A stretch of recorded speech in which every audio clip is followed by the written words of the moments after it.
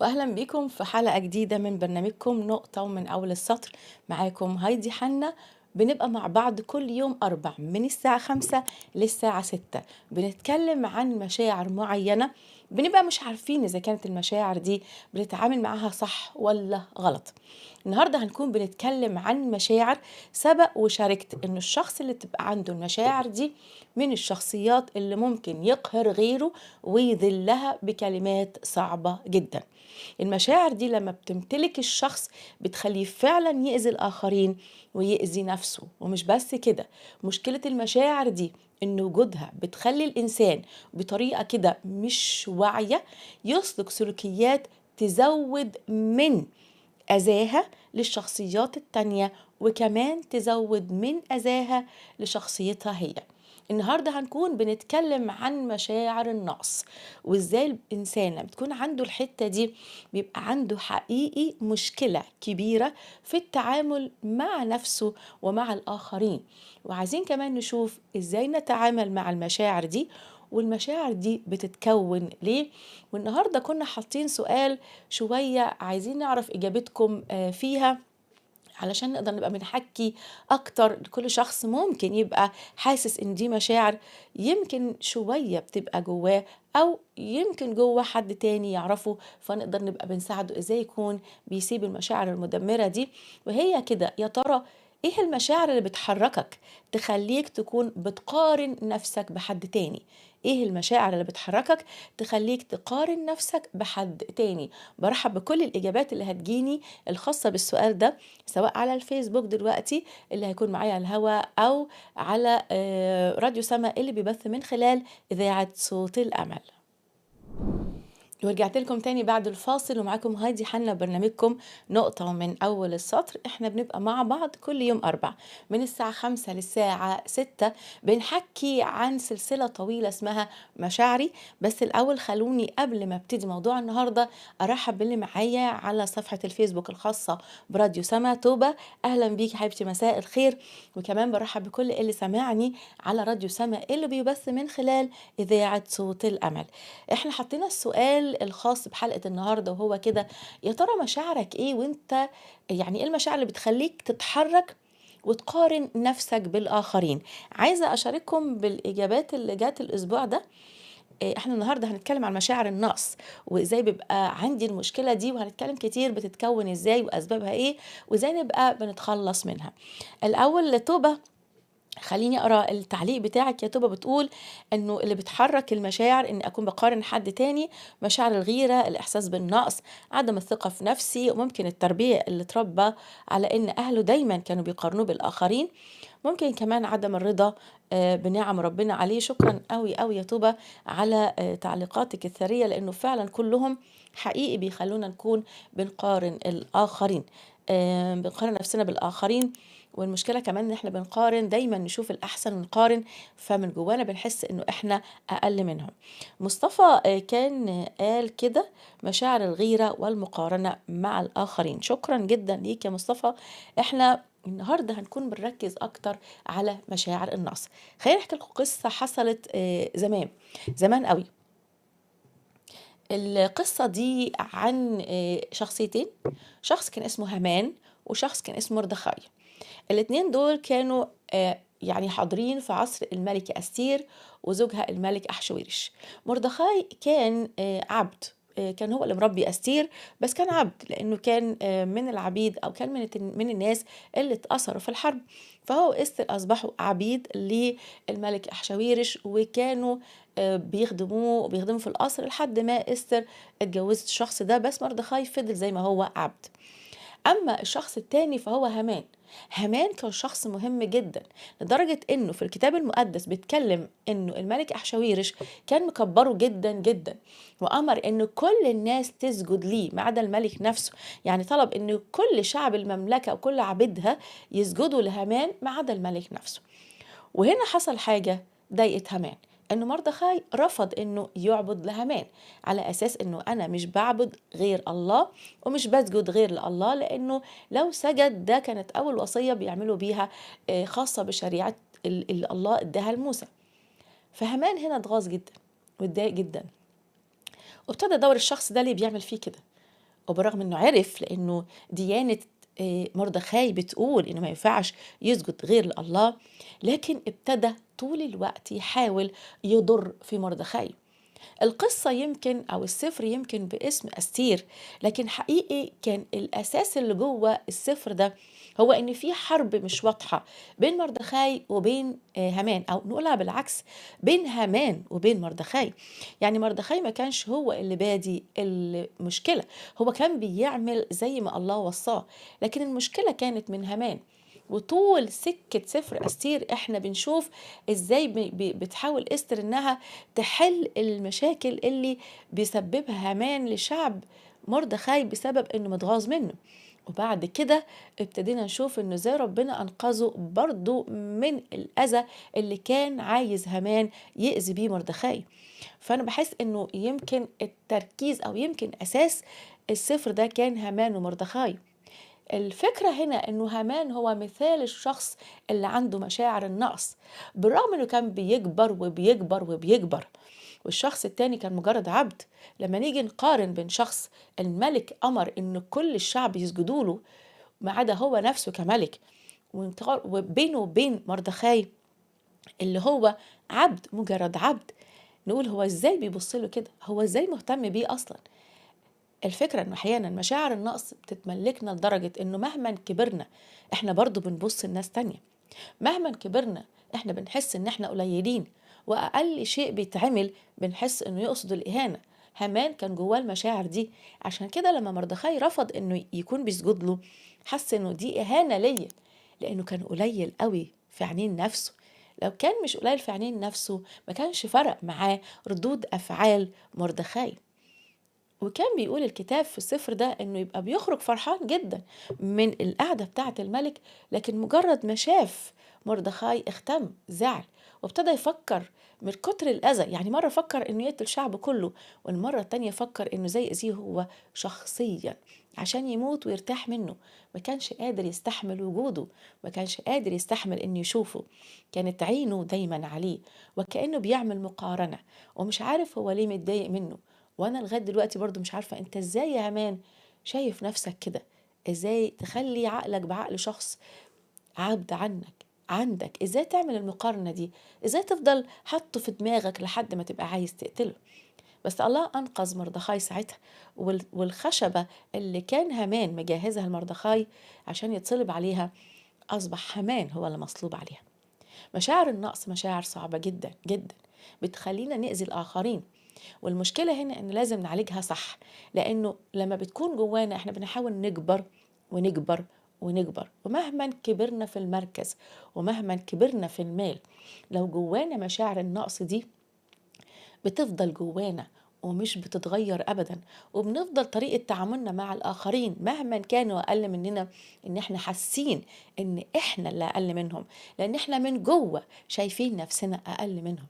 علشان كده احنا عايزين النهاردة نكون بنتكلم أكتر عن النقطة دي، لأنه مشاعر النقص مش بيعالجها إني أشوف نفسي في مركز عالي، ومش بيعالجها إني يكون معايا فلوس، ومش بيعالجها إني أكون شهيد، مش يعني حد مشهور. يعني ياما ناس مشهورة لكن بنشوف قد إيه سلوكياتها وتصرفاتها مش بتعكس كده. مش هو ده الحل لمشاعر النقص، ولا هو ده اللي يخليني أحس إني بقيت شخص مميز. في حاجات تانية هنحكي عنها النهاردة، لأنه الحقيقة مشاعر النقص بتبقى مغروسة جوانا.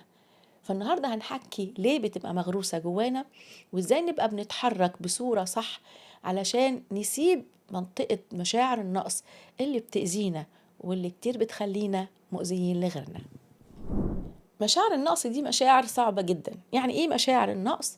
مشاعر النقص ببساطة شديدة جدا أنا شايف نفسي قليل، أنا شايف نفسي ما استاهلش، أنا شايف نفسي إنه محدش مهتم بيا، أو ما استاهلش حد يهتم بيا، أو ما استاهلش حد يحبني. فأنا دايما شايف نفسي إنه في منطقة إني أنا ما استاهلش، في منطقة إني أنا شخص قليل، في منطقة إني أنا شخص مش متشاف. مشاعر النقص بتخليني أحس إن أنا مش متشاف. عشان كده مهما كبرت لو اديت أوامر وحد بس اعترض عليا، زي ما بالظبط مردخاي اعترض على السجود لهامان، باحس بسرعة أنا واضح إني مش متشاف. طب أخلّي نفسي مش شاف إزاي؟ إني أكون شخص شديد، إني ممكن أكون بأذي. فمشاعر النقص بيبقى جوّه الإنسان ببساطة أنا قليل، أنا مش متشاف، أنا ما أستاهلش إني أتحب، أنا ما أستاهلش إنه حد يبقى بيهتم بيّا. طيب إيه اللي بيخلّي المشاعر دي تبقى جوايا؟ يعني أقدر أقول إيه سبب تكوين المشاعر دي جوايا؟ سبب تكوين المشاعر دي جوايا حاجتين، التربية والمجتمع اللي أنا اتربيت فيه. تعالوا كده نمسكها واحدة واحدة.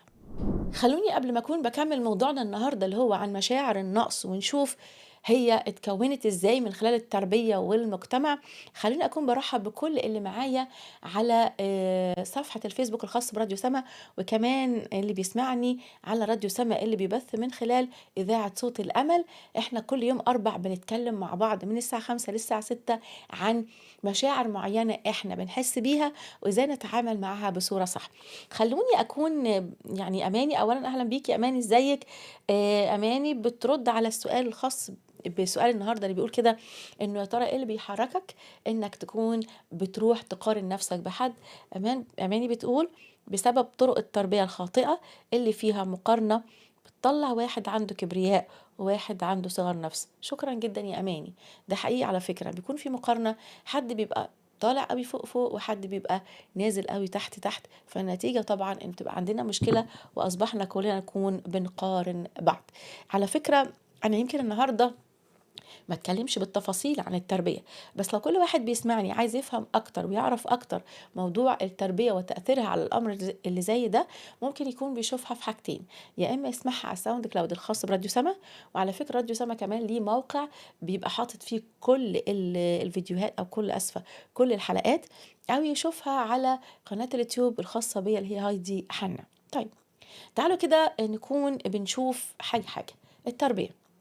إيه مشكلة التربية في إنه يكون بيغرس جوانا حتة إنه آمم بيكون عندنا الإحساس بالنقص. خلّيني قبل ما أكمّل كلام أماني بتقول واللي النهارده في المدارس مثلًا لسه بيعملوا بنفس المقارنة بين الأولاد. شكرًا، ده حقيقي، ده حقيقي مش بس تربية البيوت، فعلًا المدارس حتى المدارس مش معنى أنت مش زي ده ومش زي ده، فإحنا عندنا بنغرس جوانا حتة المقارنة، وده المجتمع اللي هاحكي عنه بعد كده.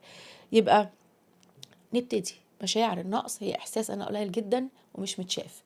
بتيجي من إيه؟ من حاجتين، من التربية ومن المجتمع. التربية بقى إحنا عندنا نقطة مهمة أوي، الطفل قبل ما يوصل مرحلة المراهقة في عنده 4 مراحل. المرحلة الأولى اللي هي من أول يوم في الولادة ليه لسن السنتين، وعايزة أقول بس يعني كل مرحلة بتبقى ليها أزمتها لو الأهل ما تعاملوش مع احتياجات الطفل في المرحلة دي صح.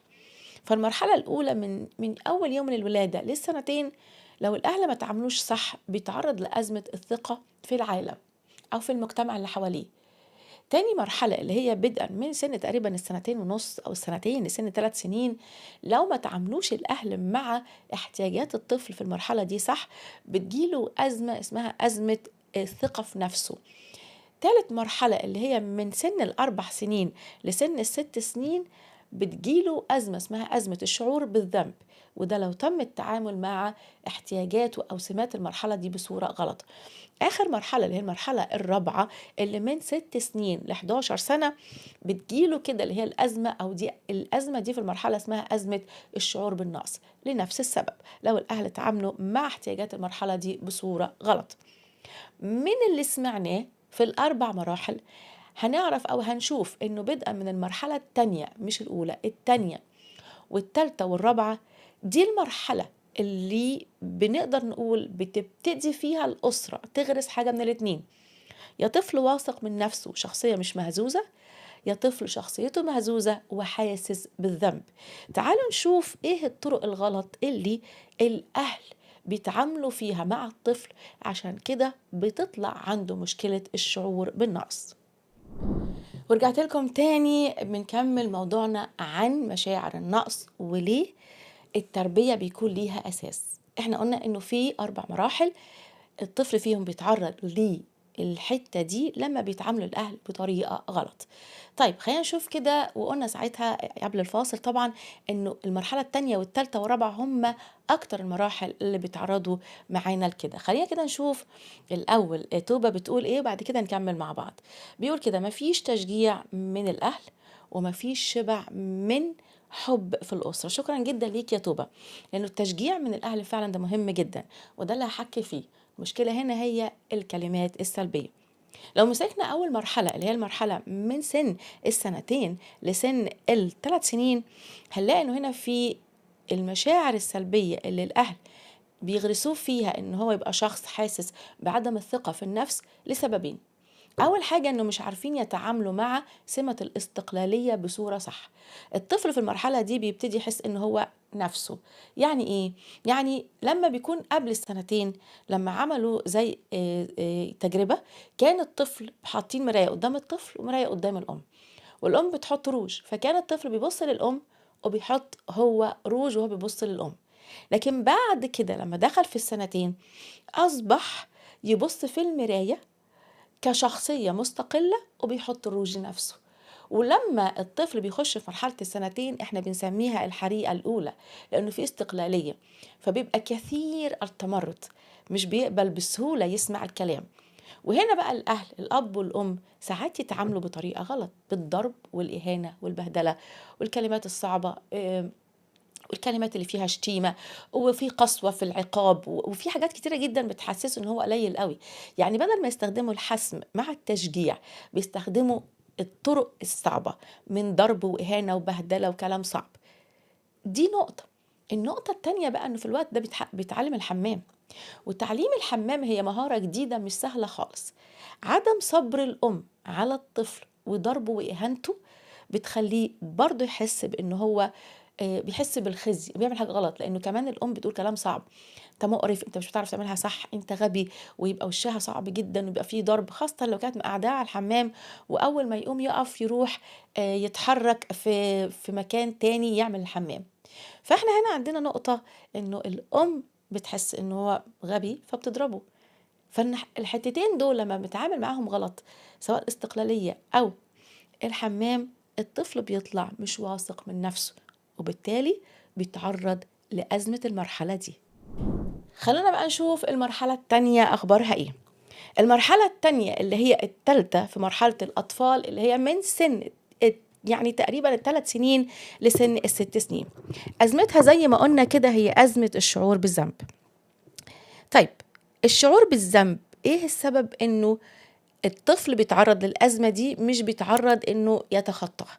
ل3 أسباب هنا، وبرضه من سماتها. مشكلة الأهل إن مش بيعرفوا من السمات. فإحنا خدنا قبل الفاصل إن المرحلة التانية الطفل بيتعلم الحمام وبيحس بالاستقلالية، وطريقة الأهل غلط في التعامل مع السماتين دول بتخليه يخرج من المرحلة دي عنده عدم الثقة في النفس. المرحلة الثالثة بقى عنده 3 حاجات. أول حاجة إنه بيبقى عنده حركة سريعة، يعني في الوقت ده الطفل بيبتدي يتحكم في حركة جسده لكن بدون إتقان. وبدون إتقان يعني بيتحرك بسرعة، بيجري بسرعة، فممكن بيتحرك بسرعة بيجري بسرعة يوقع الحاجة ويقع، والحاجة تخبط في إيديه فتقع. فكل ده بيخلي فيه كلام صعب ياخده، وإهانة وضرب وعقاب، بدل ما يبقى فيه تحمل للحركة اللي مش سريعة الغير متقنة. فهنا بيخرج منها الطفل بيحس إنه هو بيعمل حاجة غلط، هو بيخرب الدنيا. لأنه ساعات يتقال له كده: انت بتهرجل الدنيا، انت طفل مهرجل، انت طفل بتخرب الدنيا كلها، انت مالك كده بتوقع الحاجه كل ده ليه؟ فيبقى حاسس انه مهرجل، طفل مش بيعمل يعني، او طفل بيكسر، طفل بيخرب. فدي بتبقى اول حاجه. تاني حاجه بقى انه الطفل ده بيبقى عنده حته انه ايه ده، احس بايه لو، ده السؤال اللي بيحب يرد عليه في كل سلوكياته: ايه ده، احس بايه لو. بيعمل ايه بقى في الوقت ده؟ ايه ده يعني بيستكشف، ايه ده يعني عايز يشوف ايه اللي حاصل. فبالتالي لما يمسك مثلا زي جهاز الكمبيوتر كده، فعايز يعرف ايه اللي تحت الكيبورد، فيبتدي يشيل الزرار. فلما يشيل الزرار يعني كل الزراير خرب الدنيا. لما يبقى فيه قدامه مثلا اي جهاز او اي لعبة حلوة غالية، عايز يشوف ايه اللي جواها، خرب الدنيا. دي ايه ده؟ ايه ده؟ يعني عايز يستكشف ايه ده، فبالتالي بيبتدي يفكها. هو بالنسبه له مش بيخرب الدنيا، هو بالنسبه له بيفكها. تاني حاجه، بحس بايه لو، وبحس بايه لو دي مشكله كبيره، لانه بحس بايه لو حطيت ايدي جوه المروحه، بحس بايه لو حطيت ايدي جوه كوبس الكهرباء. طبعا هنا بيجنن بقى الام والاب في الوقت ده، فبيبتدي يسمع كلام صعب: انت غبي، انت ما بتفهمش، ازاي تعمل كده، خربت الدنيا. كل ده كلام سلبي. السبب الثالث انه هو في الوقت ده بيبقى عنده تقريبا داخل الكي جي 1 والكي جي 2، يعني التعليم. ولو نلاحظ انه احنا قلنا انه السمة دي هو بيعمل الشيء وعنده تحكم في حركة جسده، يعني يبتدي يعرف يجري، يبتدي يعرف يكتب بس او يلون، مش يكتب بتفصيل او يلون، لكن بيعمل الشيء بدون اتقان. فحتى هو في التلوين بيطلع الالوان بره، هو مش بيتقن الشيء. لكن احنا لما نبتدي يتعلم الكي جي 1 والكي جي 2، هو بيبتدي يكتب الحروف بصورة مش متقنة، فهو بيتعلم مهارة جديدة بس مش عارف يعملها بصورة متقنة. وطبعا بياخد كلام صعب جدا من الأم إن هو شخص غبي مش بيفهم، وضرب وإهانة. الثلاث أسباب دول بيخرجوا الطفل لأنه في تعامل غلط. هو بيبتدي يتحكم في جسده لكن بدون إتقان. هو عنده حتة الفضول: إيه ده؟ وبحس بإيه لو. هو دلوقتي ابتدى يتعلم مهارة الكتابة لأنه دخل الكي جي 1 والكي جي 2. فإجمالي الثلاث حاجات دي بتبقى مرحلة صعبة لما الأم والأب ما بيبقوش فاهمين النقطة دي، وتقريبا بيبقى كله متجه لعدم إتقانه للشيء، فبيتبهدل. فبيخرج منها عنده الإحساس بالذنب. الذنب ليه؟ لأنه هو غبي، هو بيخرب الدنيا، هو مش بيفهم، هو بوظ الحاجة، فبيبقى عنده إحساس بالذنب. يبقى احنا المرحلة اللي فاتت الأهل ما عرفوش يتعاملوا مع الاستقلالية وتعلم الحمام، طلع عنده عدم الإحساس الثقة بالنفس. المرحلة اللي بعدها ابتدى يحس انه في سمات جديدة بيعملها او سلوكيات جديدة بيعملها بس بيعملها بدون اتقان، وهنا برضو بياخد كلام صعب، خد عدم الثقة في النفس، زود عليها الشعور بالذنب. ورجعت لكم تاني، معلش انا دخلت المره اللي فاتت على الكلام على طول، بس خليني ارحب بسناء. سناء اهلا بيكي حبيبتي، مساء النور، اهلا وسهلا بيكي. مستنيين اجابتك على سؤال حلقه النهارده: يا ترى الشخص لما بيروح يقارن بتبقى ايه المشاعر اللي بتحركه للمقارنه؟ طيب، احنا قبل الفاصل خدنا انه الشخص بتبقى عنده او بيتعلم الحته دي بخصوص التربيه. طب ليه التربية؟ لأنه بيمر بأربع مراحل، بس منهم ثلاث مراحل هم السبب في كده. المرحلة الأولى اللي من سن السنتين للثلاث سنين، وقلنا التعامل غلط في المرحلة دي بيسبب له عدم الثقة في النفس. والمرحلة الثانية اللي هي من سن الثلاث سنين لست سنين، وقلنا إنه الطريقة برضو الغلط في انه يكون بيتعلم الحركة بس بدون اتقان بتعمل برضو مشكلة، انه بيحس بالذنب. المرحلة الثالثة بقى اللي هنحكي دلوقتي اللي هي من 6 سنين لتقريبا 10 سنين. المرحلة دي عندنا الاهل لما بيتعاملوا غلط معاها بتبقى فيه مشكلة. والمرحلة دي بتبقى مرحلة الطفل بيبتدي يدخل فيها التعليم اللي هي من سنة تقريبا أولى.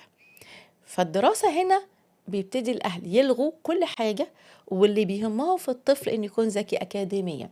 فإحنا عندنا مثلا 10 أنواع ذكاءات، لكن الطفل لازم يكون ذكي أكاديميا، وبالتالي بيبقى الطفل لو مش ذكي أكاديميا بتبقى هنا عندنا مشكلة معاه، فبيحصل إهانة وضرب وبهدلة لأنه غبي، مش لأنه عنده ذكاء تاني، لا، بيصنف في الأسرة إنه غبي. اللي بعدها على طول بقى اللي بتبتدي المشوار مع الطفل: المقارنة. بنبتدي نقارن: اشمعنى فلان، اشمعنى فلان، ولو في ليه اخ او اخت اشمعنى اختك. فبنبتدي دايرة المقارنات. وهنا بتبقى عندنا بقى نقطة انه الطفل بيحس بالنقص لانه هو اقل من كل الناس اللي بيتم المقارنة بيهم، وان هو شخص غبي.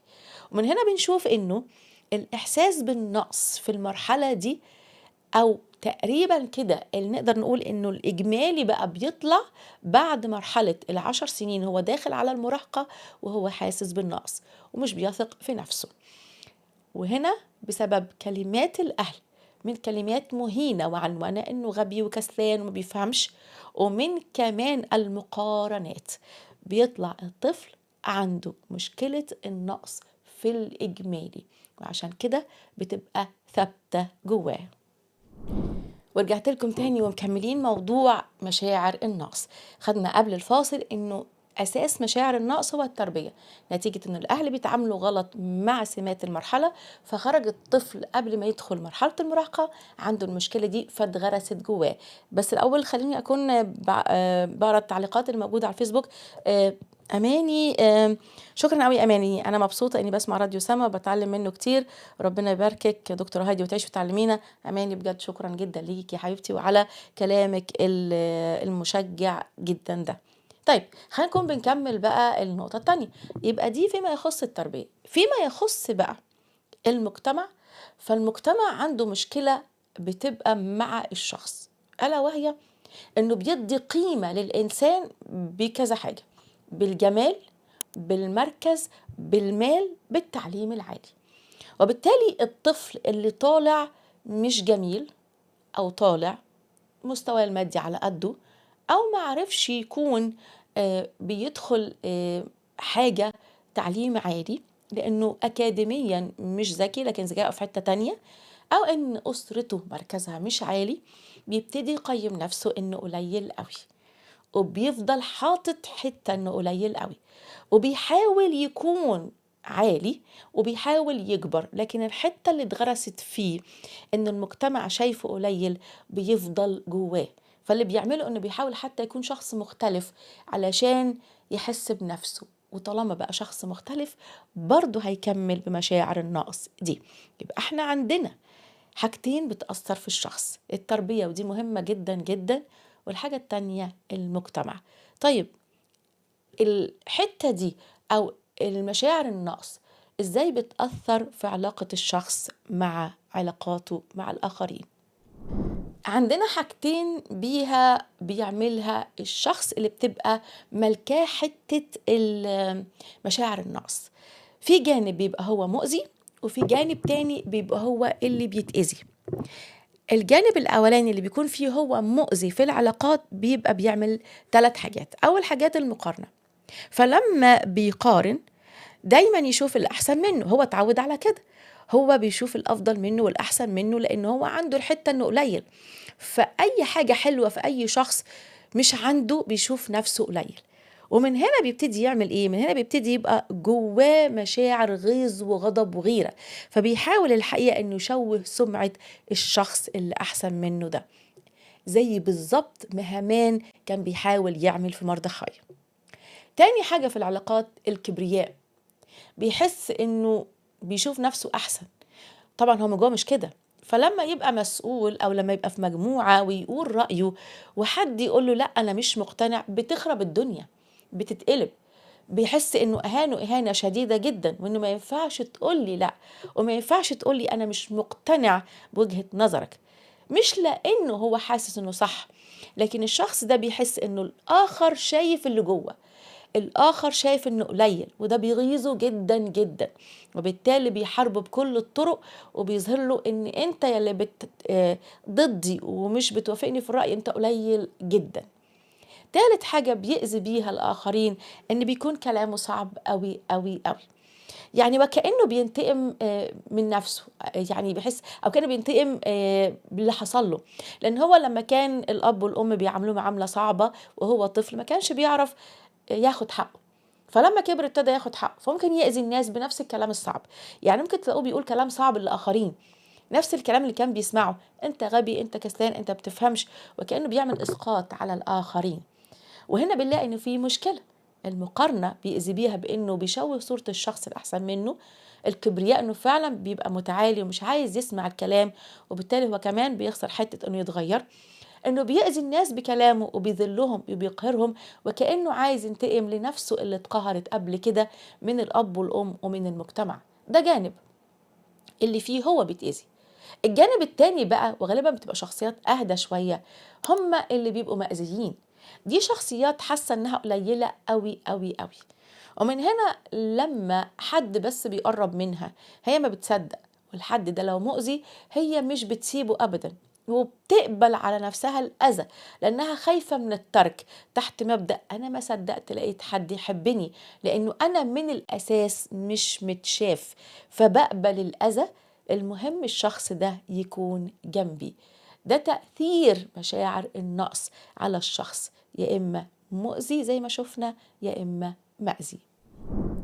ورجعت لكم تاني بعد الفاصل، وبرحب بكل شخص معايا بادي من اول ما ابتدينا الساعه 5 ومكمل معايا للساعه 6.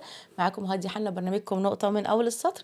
كل يوم اربع بنبقى في نفس الميعاد بنتكلم عن مشاعر معينه بنحس بيها في حياتنا وازاي نتعامل معاها.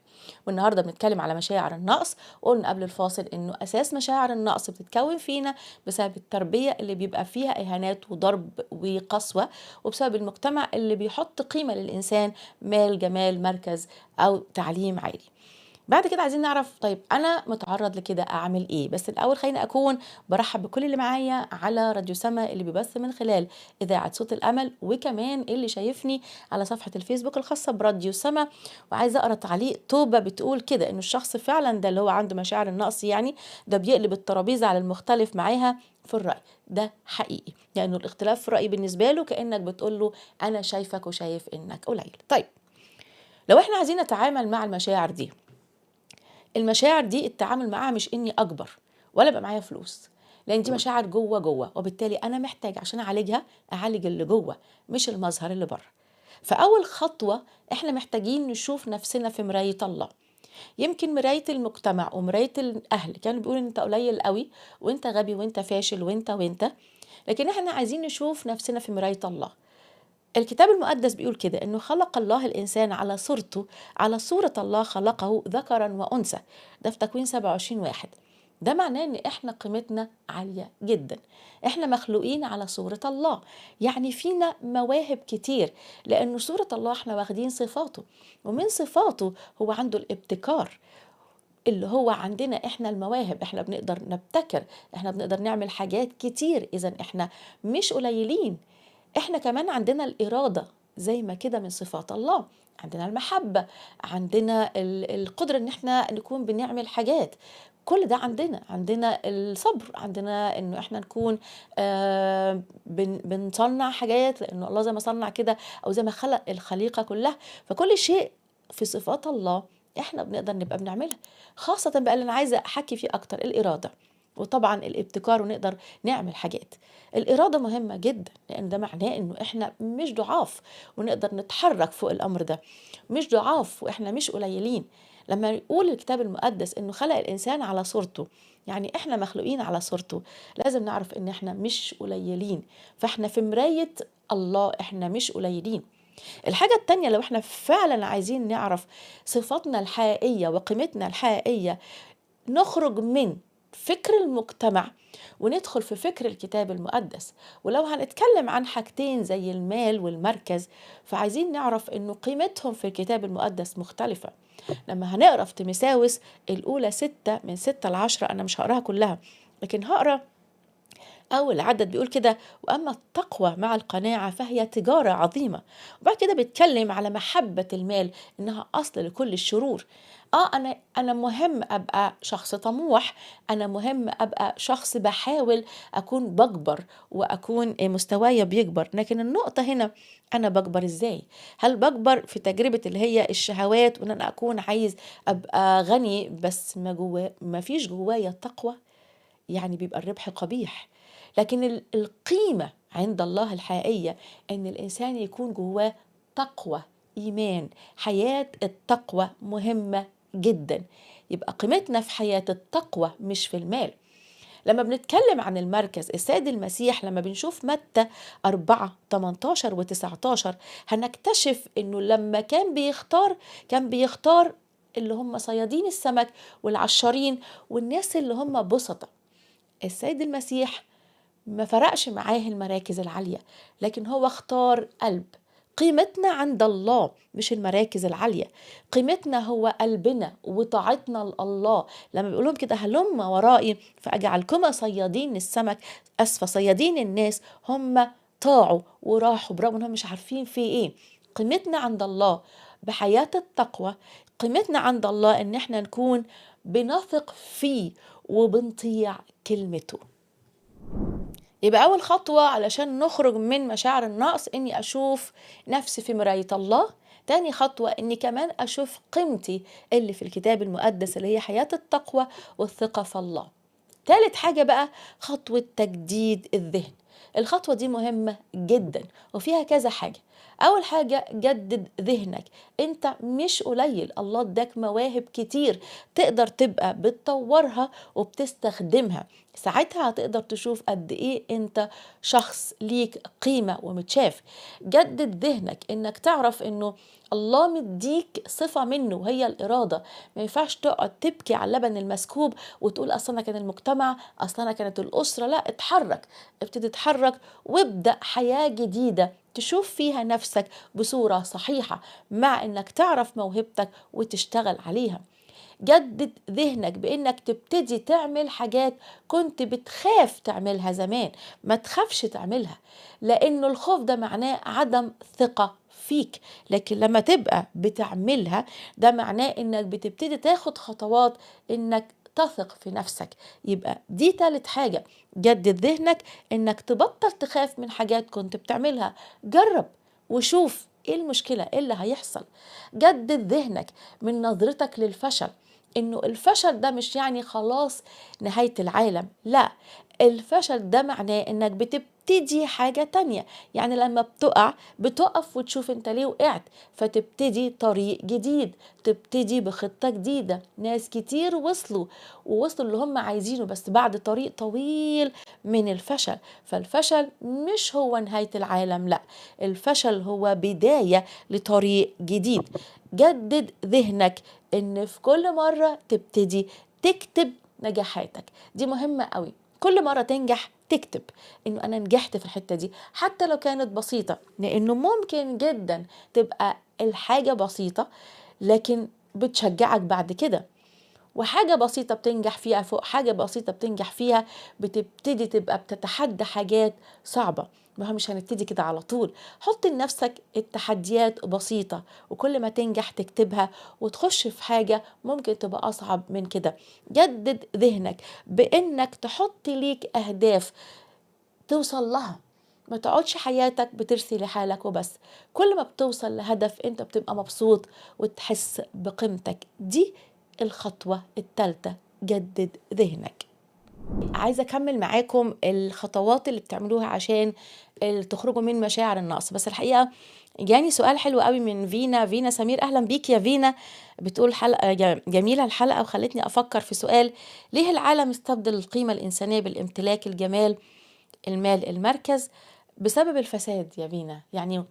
يعني احنا بعد سقوط الإنسان ابتدى كل حاجة تتغير، ابتدت كل حاجة تبقى مادية، ابتدت كل حاجة تسقط شوية بشوية. مفاهيمنا وعاداتنا وتقاليدنا بقت تسقط شوية بشوية. ابتدى الشر يدخل والتكنولوجيا والحاجات دي كلها بقت تزود الشر عننا يعني في المجتمع أكتر. فبداية السقوط والخطية كانت بداية انحدار العالم. شوية بشوية بقينا نشوف الإنسان بصورة مختلفة لحد ما وصلنا لكده. والمشكلة يا فينا بقى إنه احنا كمان اللي هو بنعرف ربنا وقريبين منه ابتدينا كمان نعمل كده، وابتدينا كمان نسلك السلوك ده، وابتدينا كمان يكون لنا مكيالين في التعامل مع الناس. يعني انا في حلقة من الحلقات اتكلمت انه ممكن نكون بنعامل الشخص الاحسن مننا والاعلى مننا بصورة احسن، والشخص الاقل مننا نتعامل معاه بصورة اقل. فحتى احنا اولاد ربنا اللي المفروض نكون نور للعالم بنعمل نفس الحاجة. يمكن التغيير لما يجي مننا احنا الاول يبتدي التغيير يكبر وتبتدي القيمة الحقيقية توصل للناس اللي هم بعيد عن ربنا. ده وجهة نظري، واعتقد يعني والله اعلم زي ما بيقولوا. شكرا بجد يا بينا على سؤالك، ولو عندك اجابة برضو احب تكوني بتشاركيني بيها. طيب خلينا بقى نكمل الخطوة الرابعة.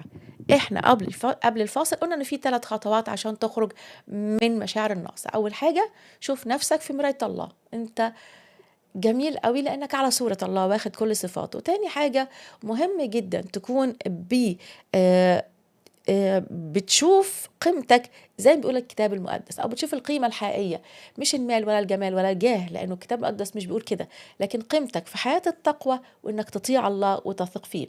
ثالث حاجه، خدنا خطوه تجديد الذهن واتكلمنا عن كذا حاجه: المواهب، وان يكون عندك اهداف، وانك ازاي تكون بتجرب كل ما هو جديد وتكتب الحاجات اللي انت بتنجح فيها. وخدنا كمان عايزه اقولها بسرعه كده، وانك حتى لو فشلت ترجع تقوم تاني وتعرف ان الله اداك إرادة.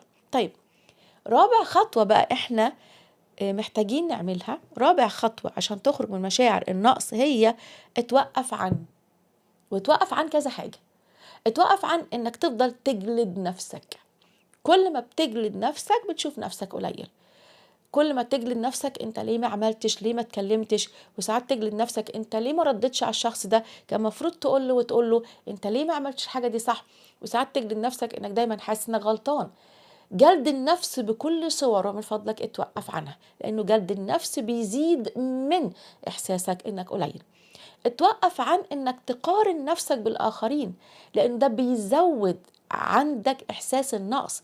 ولو انت عندك شخصية فعلا بتضايقك لانها بتبقى افضل او احسن او مع ان ده مش بيبقى حقيقي على فكرة، انت بس عشان مركز معاها. بس لو عندك شخصية كده اتوقف انك تتابعها. يعني ممكن ما تتابعهاش على الفيسبوك، ممكن تعمل لها الخاصية ان انت ما تشوفهاش. ونشكر ربنا الفيسبوك بقى عنده الخاصية دي بيعملها معانا، مش بلوك لان هو ما عملكش حاجة، بس انك تكون مش صديقه او ان انت مش بتتابعه. فابعد انك تكون بتشوف الشخصية دي علشان تهدى مشاعرك شوية. اتوقف انك تبقى بتصلح الناس، يعني صلح نفسك بس، يعني انت بتحاول تخرج من مشاعر النقص. لانه الشخصيه اللي عندها مشاعر النقص زي ما شفنا كده بتحاول تصلح الاخرين، بتشوف ان هي كويسه جدا وزي الفل والاخرين عندهم مشكله. اتوقف انك تقول حاضر على طول، لانه في شخصيات من اللي عندها النقص زي ما قلت كده بتقبل الاذى، بتقول حاضر على طول. لا، اتعلم تقول لا. وقف انك تقول حاضر ونعم. لازم تقول لا لو في حاجه بتاذيك. مفيش حاجه اسمها انا ما صدقت لقيت حد يحبني. انت لو هتشتغل على نفسك وتعمل خطوات تجديد الذهن، انت فعلا هتبقى شخصيه مختلفه جدا وهتدرك انك تستاهل احسن حد. اتوقف عن انك تعمل ازاحه على الناس. يعني انت زمان كان بيحصل لك المشكله دي وان كان بيتم اهانتك وبكلام صعب، تروح عامل ده لناس تانية وتذلهم وتخليهم كانهم مقهورين، او مش كانهم، بتخليهم مقهورين لمجرد انهم تحت رياستك وتحت سلطانك. ورجعت لكم تاني وبرحب باللي معايا على الفيسبوك. خليني اكون بقرا تعليق توبة بتقول المهم شجعوا صغار النفوس ان ربنا يشجعنا واحنا بنغلط. شكرا بجد، عندك حق يا توبة. يعني ربنا بيشجعنا بس احنا اللي بنغلط. فكرتيني بالعبد الشرير اللي هو ادان زميله بالرغم انه الملك قال له ان انا ما عنديش مشكلة ومستعد اكون بسامحك على الدين.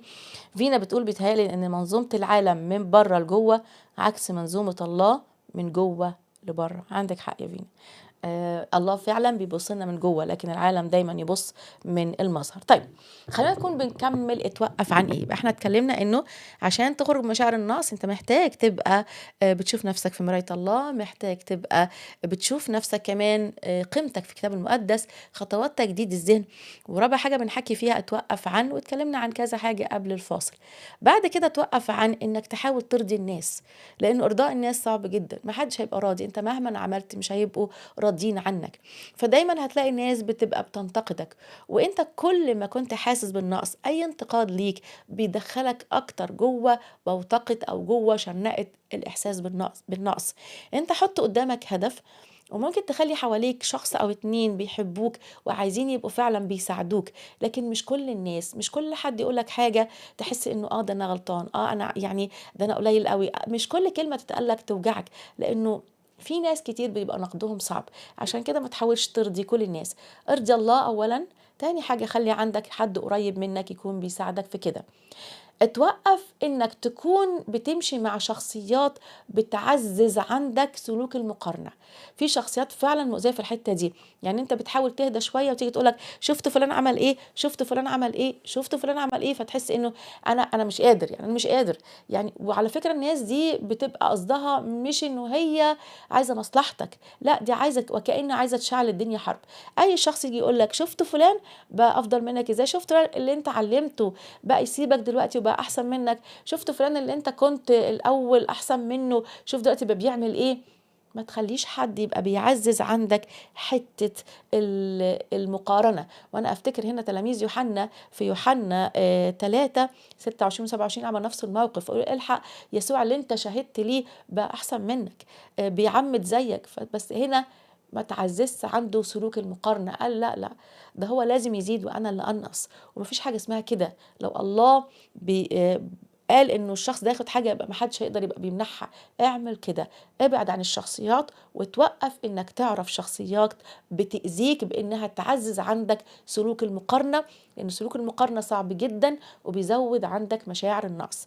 اخر حاجه، توقف انك تكون دايما بترثي لحالك. بالعكس، شوف إحسانات الله ليك. إحسانات الله هي جديدة كل صباح. فأرميا بيقول كده بالظبط، إنها من إحسانات الرب إننا لم نفنى لأن مراحمه لا تزول، هي جديدة كل صباح. عارف لو ركزت مع إحسانات الله هتلاقيها كتير قوي، وانت ممكن تكون بتعتبرها بديهية. احسانات الله ان احنا بنعرف نتنفس كويس، انه صحتنا كويسة، ان احنا عايشين تحت بيت، انه في عز البرد اللي جاي احنا مطمنين عندنا بطاطين وعندنا سرير ننام فيه، ان احنا عندنا شغل. احسانات الله ان انت عندك موهبة بس انت اللي يمكن مش عارف تعرفها. احسانات الله كتيرة عندك.